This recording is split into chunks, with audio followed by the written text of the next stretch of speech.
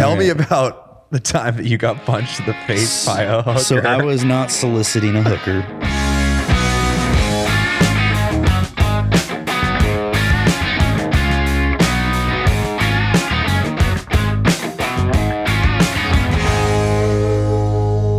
What's up, guys? Chris Rudiger here, back on the podcast this week. I don't know who let him in the door, but we got a really good friend of mine from America's most amazing city, Kansas City. This guy is an all-star guy, an all-star artist. He's got a hit song, Between You and Me. He's got a new project out, Downtime. Just put out some Christmas tunes, and just one of my best friends in Nashville. Thanks for answering the call, boss man. Please welcome Roman Alexander. Thanks for taking the call. I did take the call. I think you're only hating on Kansas City. I saw the quotations because you're a Boston fan. I just don't like that Patrick Mahomes is going to run away with it and win another Super Bowl. Yeah. But what I didn't tell you is that when Roman did call, he had to go through my assistant and then my producer and then a couple other people just to get to me. And I said, Just to get to you. I said, fine, for the $500 Venmo, I'll have him on the podcast. Dude, what's up, man? How are you? I'm good, man. And, it's been a busy fall and finally able to slow down a little bit. Yeah.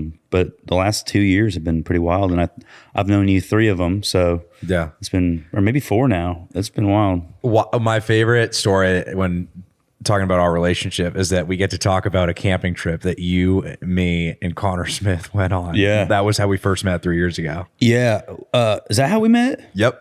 We went to ML Rose for dinner because I think I hit you up and was like, hey man, I think your shit's good, and you were like, cool, let's get a beer. I remember how in a compliment to you, I remember how ahead of the times you are, and you still are, but you were really ahead of the times then. This guy's hitting on me already. You were saying stuff about community at the time, and community was not utilized like it is today. Now everybody's got a phone number in their bio, right? But back then you were like, yeah, there's this thing, community.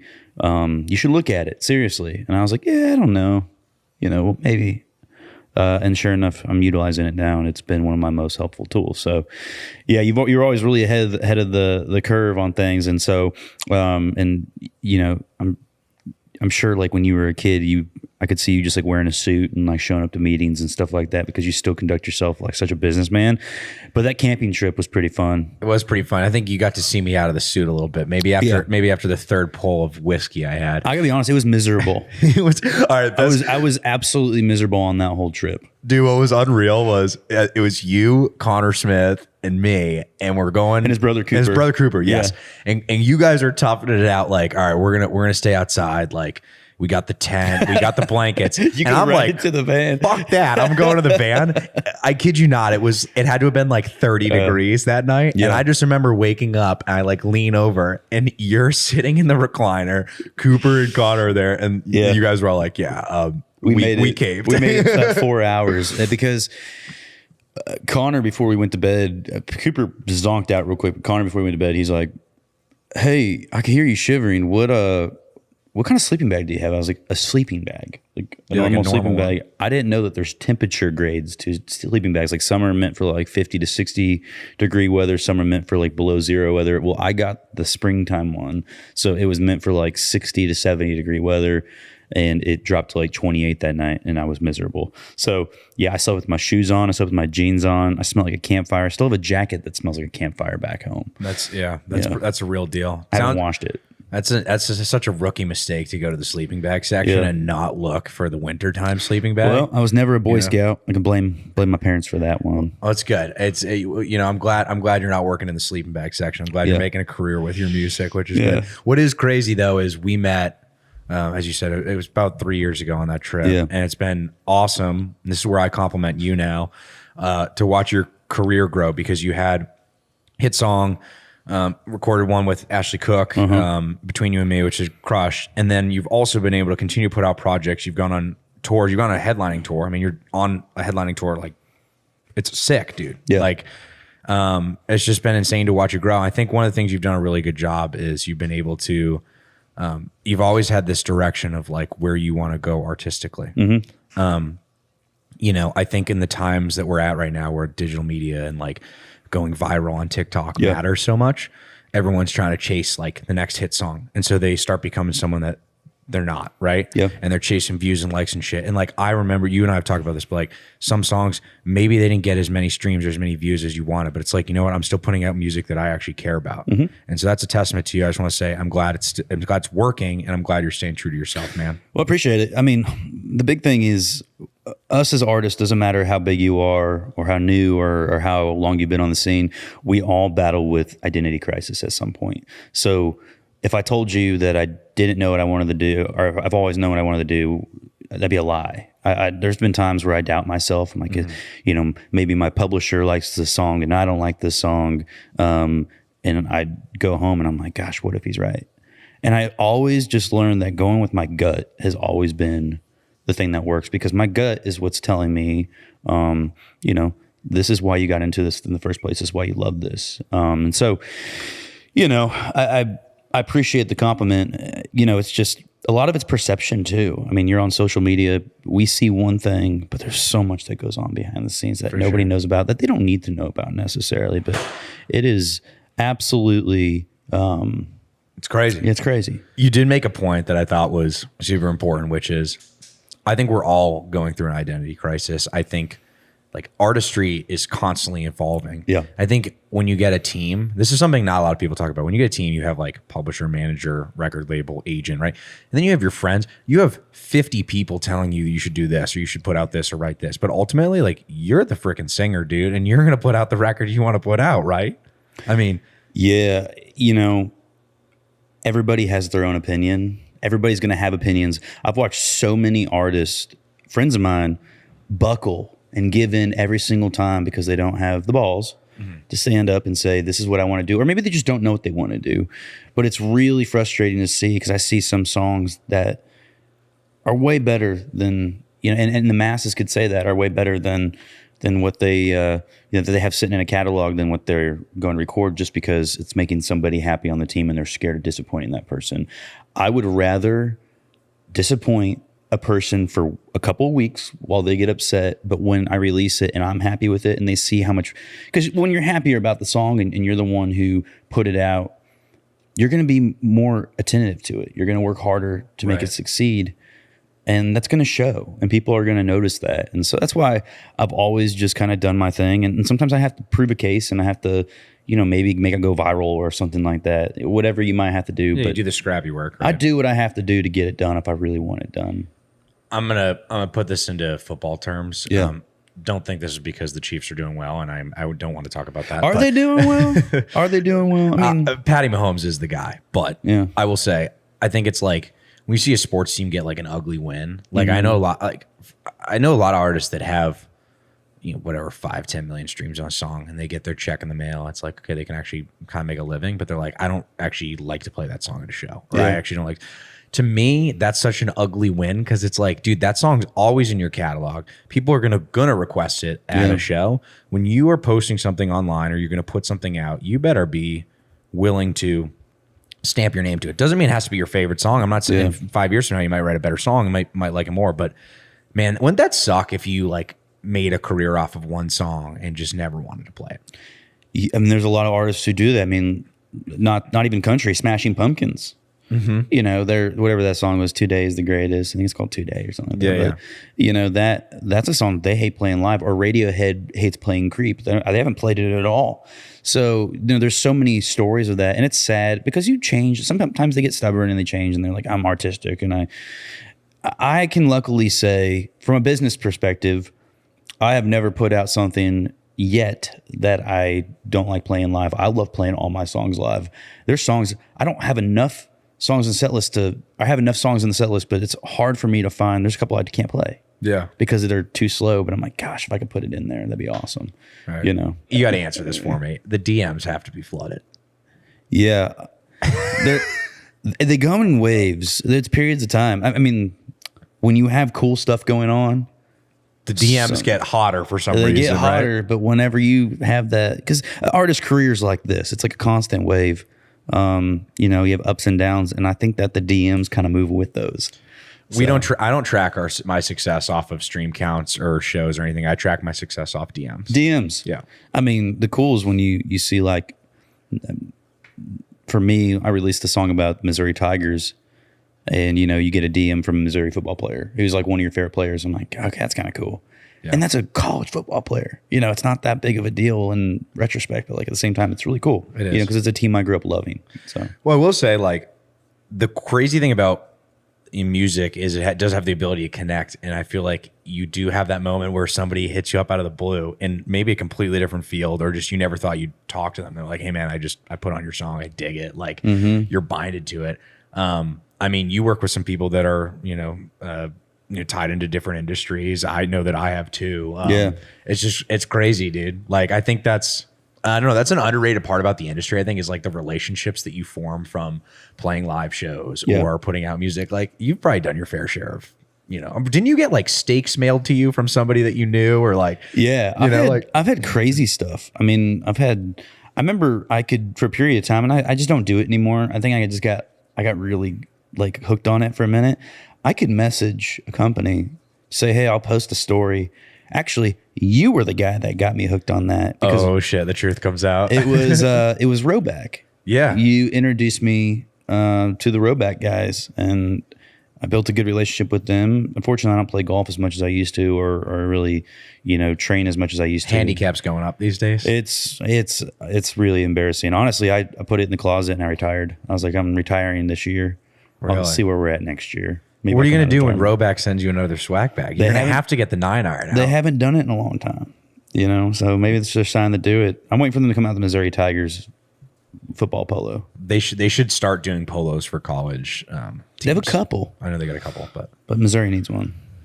That was, I do remember that, because and then you and I would play golf with some other people, and Roback was just behind it, which was cool. But I think the nice part about it was, I think those Roback guys, shout out Roback, because they actually cared about our music, and they were like, these guys are doing something fun. They're, artists are entrepreneurs. We're entrepreneurs. We're making a clothing line. Like, let's give them some swag and see what happens. They flew out a crew, a camera crew, when I was with Sam Hunt, to come out and to film while I was golfing in the morning. It was like a docuseries, and they filmed this whole thing from the course in the morning to the concert in the evening, and it was really cool. And those guys were the most down-to-earth dudes, and then to see it blow up the way it has is so deserving. But I think that's where you and I bonded the most, is probably on the golf course, even though you'd give me shit for being so terrible, I mean, I just got to do what I got to do. But, well, yeah, dude, but that's also the layer. I mean, I think that's the difference in Nashville. Well, I want to say in Nashville, I think that's a difference when you get to know somebody outside of just like sitting in a writer's room or playing a show, right? Yeah. And the industry's got a lot of politics, and it's got a lot of shaking hands, but to actually sit down and like bro out with somebody, it just changes the relationship. And a lot of things, and hopefully I've never made you feel this way, but there's so many times, and I know you feel this way. I've had times where I feel this way about certain people. I don't even think it's malicious. I think people just want to succeed so bad. There's been times where the only time somebody wants to meet with you is whenever you have something to offer them, or they want something from you. And I can thankfully say that I don't think our relationship as friends have ever been like that. It's like, I know I could call you and be like, hey, can you connect me with this person? But I just don't. Right. Because that wouldn't be right. Well, I certainly didn't want you on this podcast. So, that's. Dude, by the way, do you hear music playing to this? I do hear a little bit of music playing. Taylor and the Swifties, man. Let's talk about it. As a Kansas City Chiefs fan, I'm over it. You're watching your boy Patty Mahomes crush it, but let's talk about Uncle Trav. I love Travis Kelce as a football player. I don't know what he's like as a dude, so I can't comment. I'm sure he's a really cool guy. I'm just kind of over it. Like, I'm over the people freaking out over it. I think it's cool. I love Taylor Swift's music. When you hear enough about it, I'm like, I get it. They're both attractive, successful, hardworking, really cool couple. But every time I turn on a Chiefs game, all I see is her. You think Travis Kelce and Taylor Swift is a PR stunt? I don't know. I don't think so. I think it's legit. I had a moment where I thought that probably, but I don't know. Dude, I was so negative as well. Like, as soon as it came out, I'm like, this is a PR stunt. It's going to last the season. Taylor's going to write an absolute banger, and Travis is probably going to get some payment from it. And then I look, and now I actually see them like hanging out. They're kissing backstage and all this stuff. And yeah, it's great for Travis's brand. It's great for Taylor's brand. But I actually think they might be legit now. Even if it was a PR stunt, like, if I was her, you wouldn't have to force me to kiss Travis Kelce, and if I'm him, you wouldn't have to force me at all to kiss Taylor Swift. Like, they're both attractive people. It's not like a bad PR stunt if it's PR stunt. You're saying I would not have to pay you anything and you'd kiss Travis Kelce? If I was Taylor Swift, yeah. What if you were Roman Alexander? How much would I have to pay you to kiss Travis Kelce? I mean, for a really cool photo that I can post on Instagram and make it like a funny caption, yeah, nothing. He's in it for the social media caption. As long as he posts it too on his social media, then we're good. Yeah. Could you imagine going up to Travis Kelce and be like, "Hey man, like, I'm just gonna give you a little peck here on the cheek, and you and I are gonna Instagram collab this." See, but he loves country music, and so does Patrick Mahomes. They love country music because I see him at concerts. You know, actually, like Jackson Mahomes came to my show in Kansas City. Like, the Mahomes love country music. Jackson Mahomes came to your show. He did. Did he make TikToks while you were playing? Not that I saw. No, and he didn't get kicked out either. So that was good. Yeah, good for him. Yeah. It's rare that he can do both of those. You either get one or the other with him. Right. I think he's tamed a lot now, but back then, yeah, that was a wild time. I think he has. All right, we're gonna play a game. I love this game. Go ahead. It's just the would you rather. Mm-hmm. I got some pretty wild questions for you, though. Okay. So we'll start off somewhat easy, and then we'll kind of keep this thing rolling. But this is would you rather. Roman Alexander, would you rather have a rewind button for your life or a fast forward button to see your future? Rewind button for my life because I can go back and make adjustments. Make adjustments, like maybe your golf swing adjustments? That's probably number one thing I'd work on is my golf swing and not failing Spanish when I was in high school because I failed Spanish 1 and I'm Mexican. So shout out your Spanish class. Yep. Would you rather be able to control the weather or control technology with your mind? Control technology with my mind. I don't know what I would do with it, but if I can control every device, I think that would be cool. I feel like you'd just be so powerful. Because it's never going anywhere. Right. The weather comes and goes in seasons. I could keep it sunny year round, but then that kind of gets boring. I guess I could change it whenever I want. I don't know. I just don't think, like, for me to like manipulate the weather, it's like, all right, that's kind of cool. Like, you can make it snow right now. Cool. But like, dude, if you had control of the entire like internet with technology, you're unstoppable. Would you rather chug an entire gallon of Baja Blast every morning for the rest of your life or lose a limb of your choosing? I'd lose I mean, could it be like one of my pinkies or something like that? Or does it have to be like an actual extremity, like leg, arm, or hand?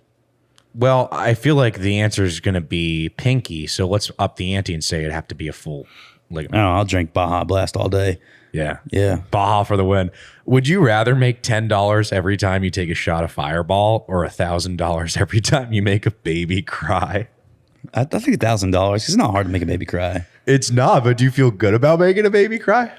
I mean, as long as I'm not hitting the kid, we're good. Yeah, he's like, give me the cash. Yeah. That's unreal. That was pretty good. Would you rather?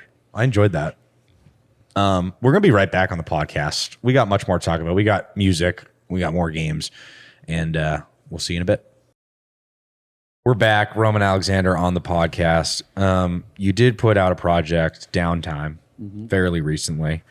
And some great songs on there. I think it's a 7-track little ditty. Am I right about that? I think so. I don't know. 6, 7, maybe 8. Yeah, you're like, 7. I put out a project. I don't know how many songs are on it. Talk to me about that project. Because that took up a lot of this year. It did.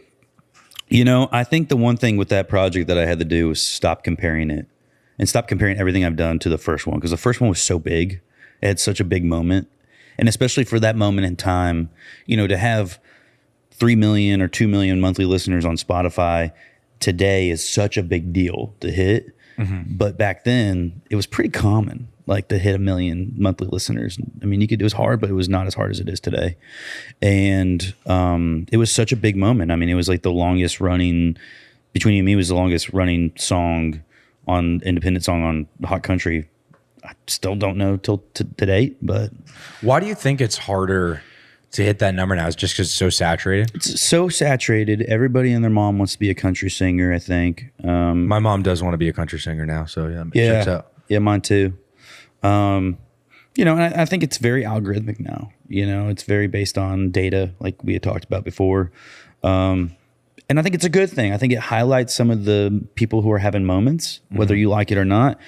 But I still think there's a combination of some politics that are in there. There always will be. I think there is. Dude, the problem that shocks me is there are people that have 5 million monthly listeners and they still can't put asses in seats. And then there's people that have like real loyal followings and they put asses in seats.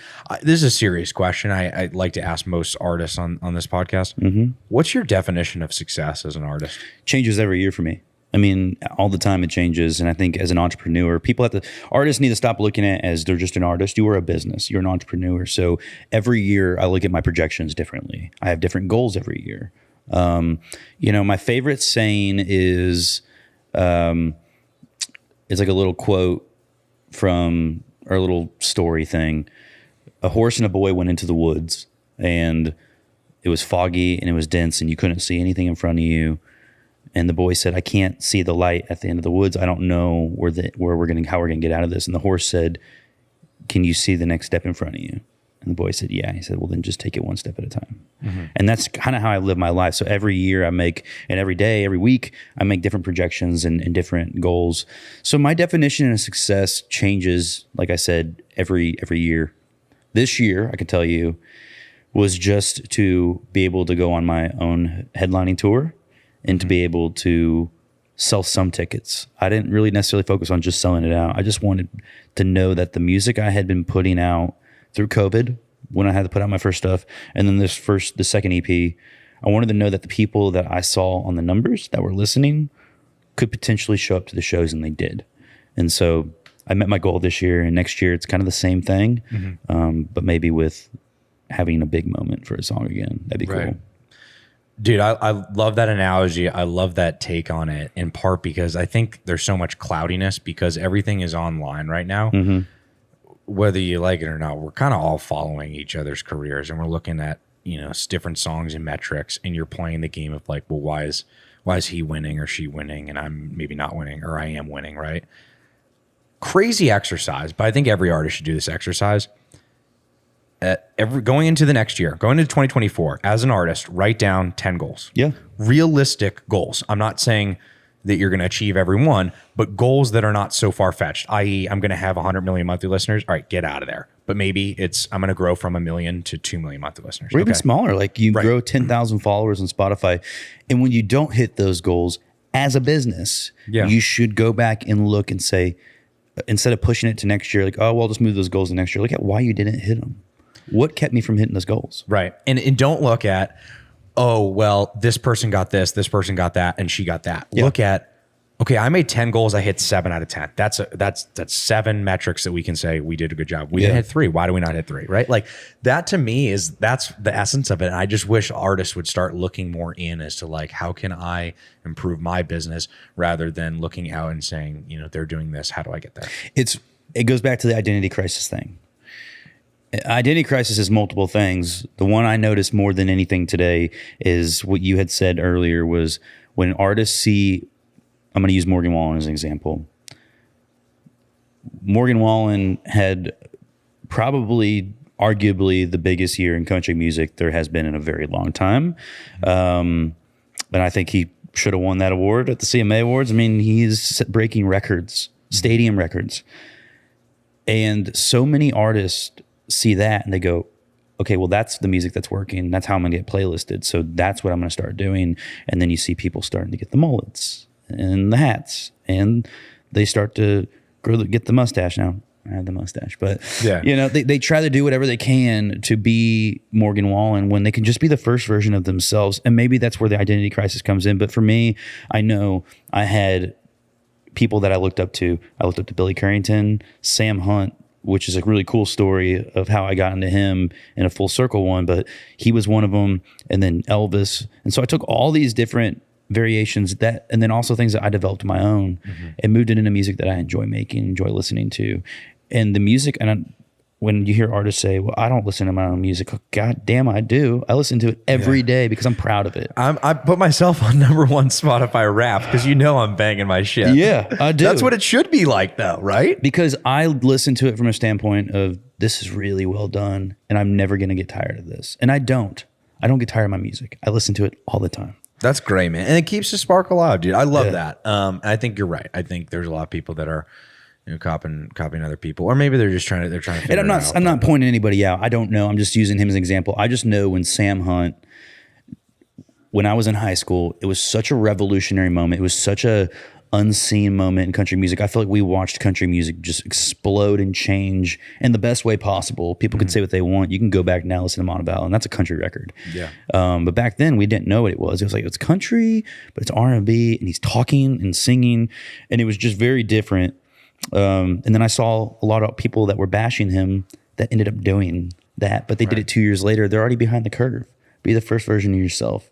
And people are going to think you're weird at first. People are going to maybe talk a lot of shit, because Nashville, excuse my language, but a lot of people in Nashville that aren't happy with where they are or in the music industry, that aren't happy with where they are in life or career-wise, they talk shit on the people who are doing things differently or just doing things that they enjoy doing. So I know I've had my fair share. I have a song coming out after the first of the year that says, some people might not like me. I guess I really never cared. My circle's getting smaller. I must be doing something right. And I live by that. Damn, dude. I can't wait to hear that record. I think you make a great point, man. Like, take the time to develop yourself as an artist. Find the people that you're the team, if you choose, that is going to push and surround you with the right people to make it happen, and then it's going to be so much more fruitful and rewarding. I want to talk a little bit about. I know we got a little sidetracked there. I want to talk a little bit about your headlining tour, because you do have your own tour. What does it mean to have your own headlining tour? It's different for everybody. Some people's headlining tours are them selling out massive, venues or clubs. Mine was just to get introduced. This is my introduction headlining tour. So mine is if 200 people show up, or 300 people show up, or even 100 people show up, that's 100 people that could bring another 100 people next year. So it's an introduction tour. And I don't want to do this thing where I get caught up in just one open for people. I think that's really healthy to have a balance. But I don't have that luxury right now. Don't necessarily have a booking deal. So, I'm trying to really make the clubs work. Right. And then that's where I'm going to cut my teeth and build a loyal underground fan base. I think you're bootstrapping it, though, which is so admirable. I mean, to your point, like, you can get on the road with the big artists, which is a huge opportunity. And those, when they come, you take them, right? But I mean, dude, start small. You get 100 asses in in seats in a city. Wait after, get a photo with every one of them. Take their email, take their phone number, go back, build again, right? And then you get to 150, and then 250, and then 5, and then all of a sudden you're playing. That's the goal. And I think, like, country music, unlike any other genre, country music still has such loyalty when it comes to live. That's right. More so than any other sector of music. That's right. It's a very loyal fan base. They're also the first to be able to pick out and tell when somebody's not being genuine, which is why I'm really big about people being genuine of who they are, regardless of what people think. Well, speaking of genuine, we're going to play another little game here. Okay. I wrote some questions here actually specifically for you. Okay. So this is good. Bring it on. Little this or that, rapid fire. Let's start off nice and easy. Chicken nuggets or cinnamon rolls? Chicken nuggets. I'm a savory guy. Cats or dogs? Dogs. Interesting. Pool party or lake party? Lake party. You're a lake. I didn't know you were a lake guy. I'm a lake guy. Would you rather have world peace or world tour? World tour, because we're never going to get world peace. It's kind of dark, but also a Roman Alexander world tour would also rip. Everybody needs Jesus. That's what they need. Right. That's how you get world peace. Now we're going to test how much you love your family. Your song goes number 1, or you can add 1 year to everyone in your family's lives. Add 1 year to everybody's lives, because a song going number 1 doesn't always necessarily mean sold out shows. Taco Bell or Ryan Reynolds? What? Would you rather have Taco Bell, eat Taco Bell for the rest of your life, or would you rather have to only watch Ryan Reynolds movies? Oh, I thought you meant like be friends with Ryan Reynolds. I'm like, well, that could be more valuable. He might take you to nicer restaurants than Taco Bell. Yeah, you could. But yeah, Taco Bell. I like Taco Bell. Yeah. Are you a Swiftie or more Taylor Swift or Beyonce? Neither. Look at that. 1989 is pretty good though. Okay, we'll settle there. And would you rather have a T-Rex as a pet, like like, you know, they're extinct. Yeah. A T-Rex as a pet or own the Los Angeles Lakers? I own the Lakers. I think that's smart. And LeBron still got it, dude. See, you made those questions just for me. I did. Yes. No. He went into a question generator. I actually went in. I'm not even kidding. Like we were thinking of questions beforehand, and normally they're like way more straightforward. And I was like, I kind of want to look up random questions to ask. And you know, I'll answer them. There's literally nothing I won't answer. You know, maybe a few things I won't, but most of the things, like you could ask me the nitty gritty. I don't care. Right. People want to hear that shit. They do want to hear that shit, which is what I love. Yeah. Tell you viral moments. Right. It is. Let's talk about that hat you're wearing, Sam's Pub. Yeah. It's a hell of an establishment here in Nashville. Do you see yours? Do you karaoke frequently? No, I don't, and I don't have any karaoke go-to songs. If you're going to ask that, so why'd you get the hat?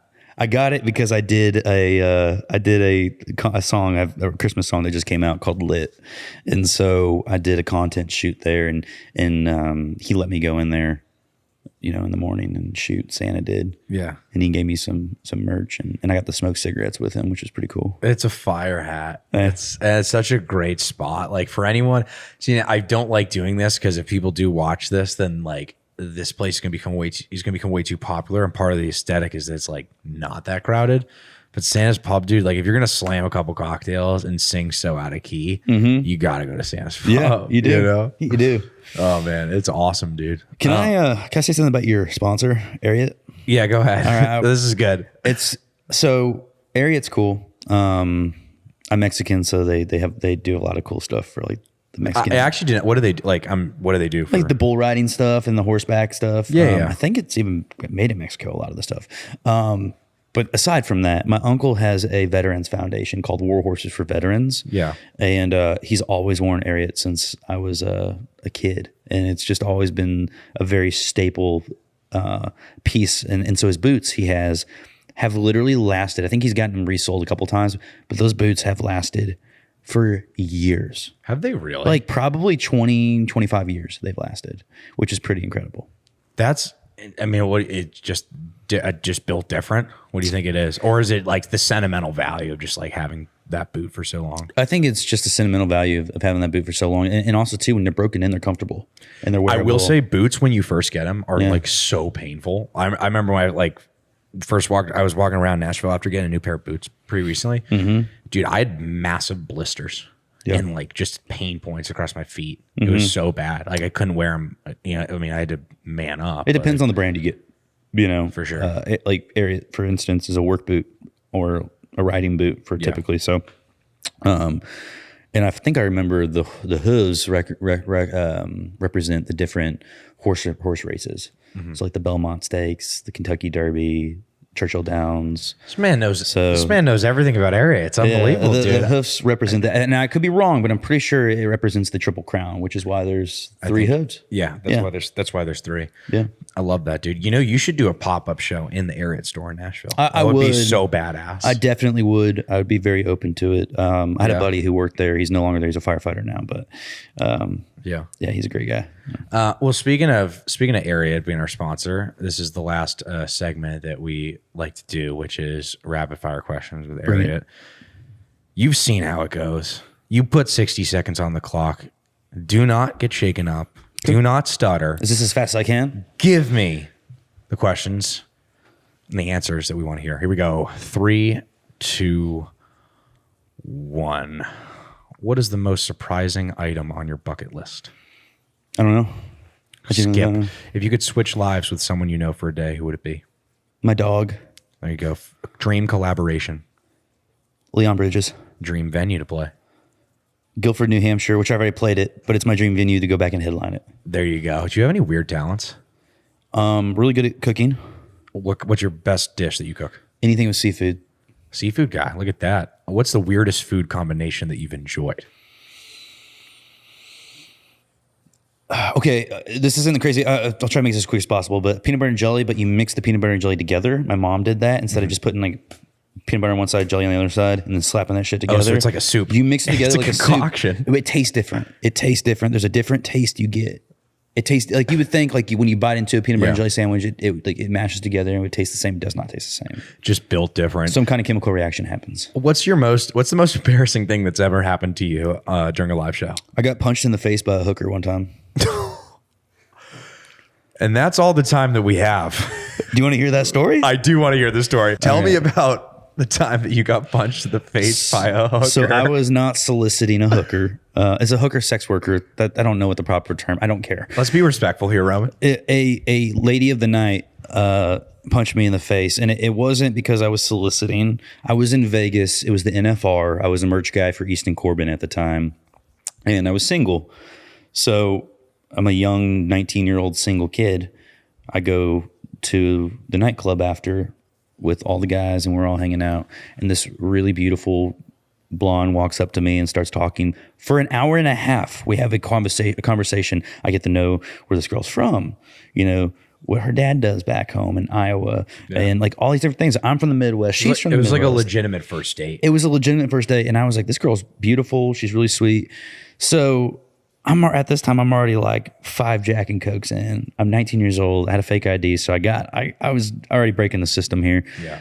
But dude, I get through this conversation with her and I'm like, hey, do you want to come to the next place with us? She's like, actually, I want to hang out with you, but it's going to cost you. And I'm like, what do you mean it's going to cost me? Like my time? Like I had never been in this situation before. And she goes, no, in exchange for this, I'll do this. And I was like, oh, wait, hang on. We have an issue here. No. Well, these British military guys that must have had a military ball of some sort were there that same night, and they were wearing their dress uniforms. They go to that nightclub we're at. I made this girl, I walked away from this girl, so she kind of was like, whatever, moved on to the next guy. She goes up to the drunk British Air Force guys, and I walk up, and I'm drunk, and I go, don't waste your time. It's going to cost you. So I walk out and I go into this little like commons area, and out of nowhere, I get punched square in the face, like dead bolt square in the face. And it hurt. And everybody saw it. And they thought maybe like this girl, I said something to this girl or I did something. Right. What I did was I messed with her business. Yeah. Rule number 1, never mess with the money. And so I got punched square in the face by this girl. And the police were right there, and they're like, do you want to press charges? I was like, no, this is going to make a great story. And here it is. Thank you for sharing that story. Yeah. That's amazing. They say what happens in Vegas stays in Vegas. I'm glad you shared this one. Well, it's hard to keep a black eye in Vegas. It comes back with you. Yeah, I was going to say, exactly. If you can't see it, you can keep it a secret. But in this case, we have to hear about it. That's unbelievable. Well, that's a hell of a way to end the rapid fire segment. Unbelievable, man. Well, dude, thanks for hopping on as always. I have so much fun doing these. Part of the reason I love doing these podcasts, it's for a multitude of reasons. But one, I tell Matt this, I get to meet a bunch of new people that I haven't met before. But for the people that I do know, like somebody like yourself, it's cool because to me, this is just a normal conversation. Yeah. And like you and I could be grabbing a beer right now and we'd probably shoot the shit about most of the same stuff we talked about. And it's a nice way to get like an inside lens of just like what we're all going through as artists. And I try to make this podcast as direct about that as possible. Of course, I want people to know about your story and your career and what you're doing, but just hearing it from your perspective of like, this is what it's like to be in the trenches in Nashville. Yeah. And like, I appreciate you coming on and sharing your expertise, bro. Well, dude, you've also been there, not even that long ago, maybe a few weeks ago when you and I were sitting at a burger joint here in Nashville. You saw me at a moment where I was really frustrated and I was annoyed. And then you've seen me at moments where I'm winning, and I've seen you, vice versa. Of course. And, you've introduced me to some great people who are still my friends today. Graham's one of them. Yeah, of course. You're always going to be the GOAT and the OG, but I remember, at your guys' old house going up to the top and shooting a BB gun at the KFC sign, like. I do remember that. That was such a great house, dude. That was over, it was in Germantown. Yeah, you'd shoot, you hear, and then like 10 seconds later you hear, that was unbelievable. Yeah. And I think you hit it first try from what I remember. Oh yeah, I'm a great shot. Why not? And it's KFC sign. It's rather big, right? Let's not get too cocky here. Unbelievable. We appreciate you guys for hopping on. Roman, always a pleasure, my dude. Make sure you guys check out his music. It's out everywhere. Or don't. But definitely check it out. He's the man. You might see him at Santa's Pub. or you might see him on tour. He's got the headlining tour. You keep crushing it, dude. Thanks, brother. We'll talk soon. Oh, yeah.